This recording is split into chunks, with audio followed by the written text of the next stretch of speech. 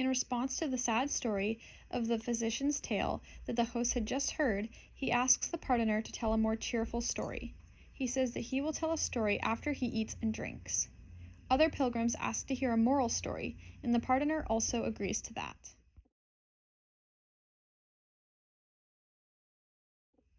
The pardoner explains the characters of young Flemish people who are involved in a lot of risky behaviors. He tells the readers about their reckless lifestyle. Then he continues to speak about the vices they face. The first sin is gluttony, the original sin that caused the fall of mankind in the Garden of Eden. Next is drinking, which causes a lot of negative effects on people. Then there's gambling, which is a super dangerous activity for wealth. Lastly is swearing.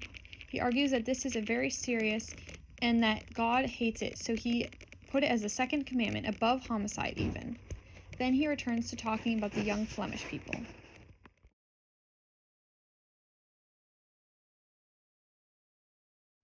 The three rioters are sitting drinking and they hear a funeral bell. One of the people who is serving tells them that one of their old friends has been taken that night by a mysterious figure called Death. The rioters are very disturbed and angered by this, so being drunk, they decide that they are going to find and kill Death for their friend. As they are going out about this journey, they come to an old man who is down and out. He says it comes from old age. The old man says that he has been waiting for Death to come for him for a long time, and he has been all over the world. The rioters hear the name of Death, and they passionately want to know where they can locate him. The old man tells them that he is in a grove where he claims he just left Death under an oak tree. With this information, the rioters quickly go to the oak tree, but there they do not find Death. Instead, they find 8 bushels of gold left there with no one around to claim it. In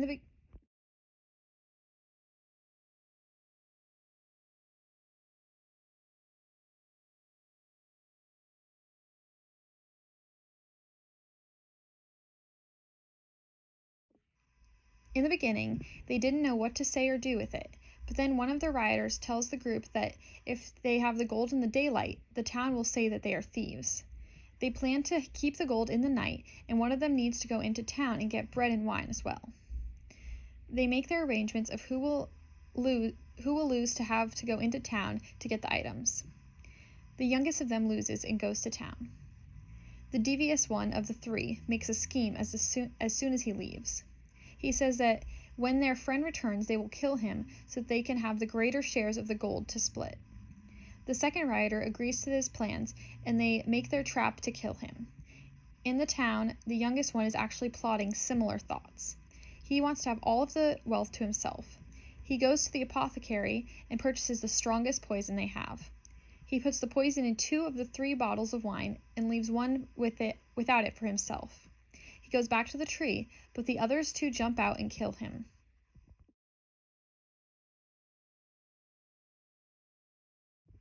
Now they have killed him to gain more wealth for themselves, to split, so they sit down and take the wine he bought so they can celebrate. Each of them happen to pick up the 2 poisoned bottles. After a few minutes, they all 3 lie there dead together. The pardoner explains that this extreme greed for wealth always leads to horror and even death. Then he realizes that he has the relics and pardons in his bag.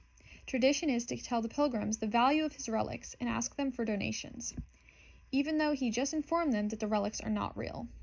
He offers the host the opportunity to come forward and kiss his relics first, because clearly the host is the most sinful. The host is not pleased and says that they should make a relic of the pardoner's genitals. The night proceeds to calm everyone down. The host and pardoner make up, and they all laugh and go on their merry way.